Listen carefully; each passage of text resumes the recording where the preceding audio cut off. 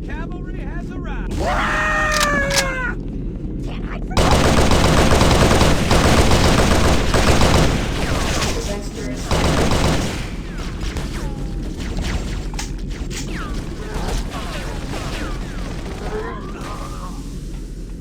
Welcome to an early preview of the next iteration of Halo SPV3.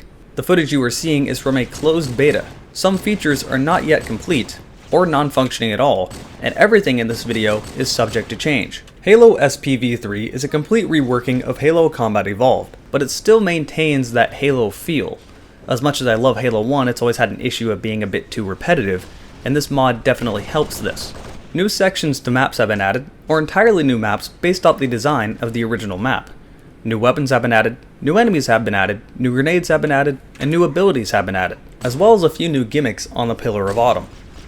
Turrets can be turned on to aid you in fighting the Covenant, and gravity can be disabled, which you will have to re-enable via a terminal. This gravity affects everything, or the lack thereof gravity affects everything. Your grenades will fly across the room, weapons will fly across the room, enemy bodies fly everywhere, this affects your jumping, this affects the enemies jumping, everything is changed until you re-enable the gravity. This changes the gameplay enough to make you rethink your approach, plus it's just fun to watch bodies flying all over the room because of a well-placed frag grenade.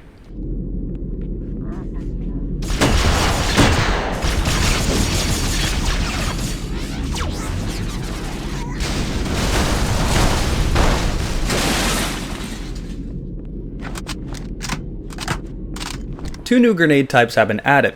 The one you just saw is a gravity grenade. It pulls people in, drains their shields, and then explodes. These are very effective, but be careful because they are just as effective against you. The second new grenade type is a cluster grenade, which is essentially a few rod cluster bomb. New enemies have been added into the game, like brutes and skirmishers. Skirmishers being similar to the way they were in Halo Reach. Fast and agile, somewhat difficult to shoot, but having low health. They serve a purpose of breaking up the usual repetition of shooting jackals behind shields. A new rank has been added to the elites. An elite wearing white armor is going to put up quite a fight, and was first seen in Halo 2. A slew of new weapons have been added into the game. A lot of the Covenant weapons felt a bit incomplete and not balanced in properly yet, the focus rifle being a prime example. It is amazingly overpowered, really fun to use, but I guarantee you it will change before the mod is released.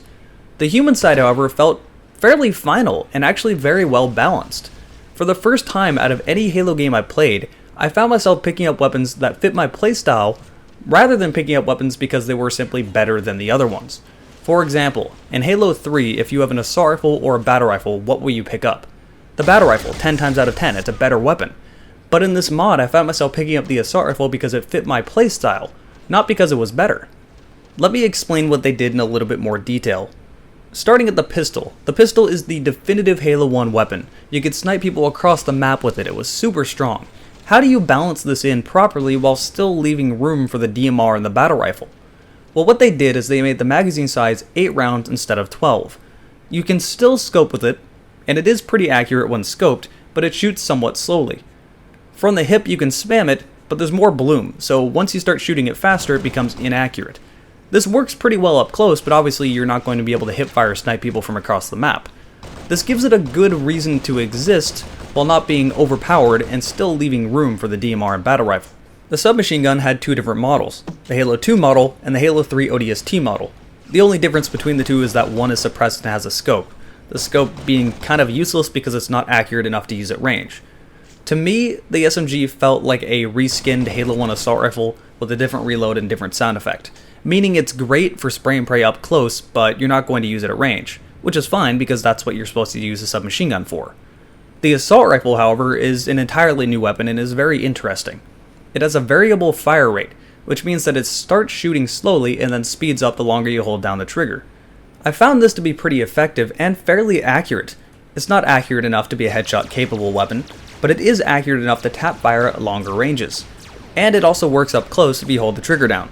I myself preferred to pick this thing up over almost any other weapon in the game. Something about it was very satisfying and it fit with my rush playstyle. The battle rifle was more or less the battle rifle we all know and love with a twist.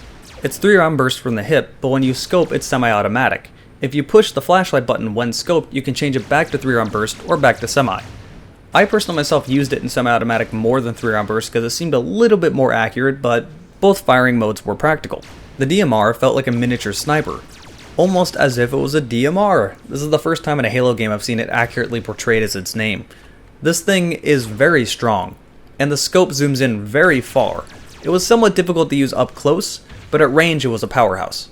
As you can tell, none of the weapons' purposes overlap each other. When you pick up a weapon, it's because you want to play that specific playstyle that that weapon encourages, not because it's better than the other ones, which I myself greatly enjoy.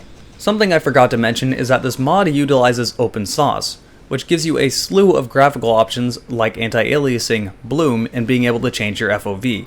The FOV being a very big one to me, because I don't want to play like I'm wearing horse blinds. The default FOV in Halo 1 was 70, I have it set to 100. This mod is a result of years and years of work. The mod team deserves a ton more attention than what they're getting. I put links down below in the video information to their YouTube, Twitter, and subreddit. Go follow these guys, check them out, they give you updates on what's going on with the mod. This mod is free to play for anyone that has Halo Combat Evolved on PC, and is definitely worth looking into. My name is Jarek, thanks for watching this video, and I'll see you guys next time.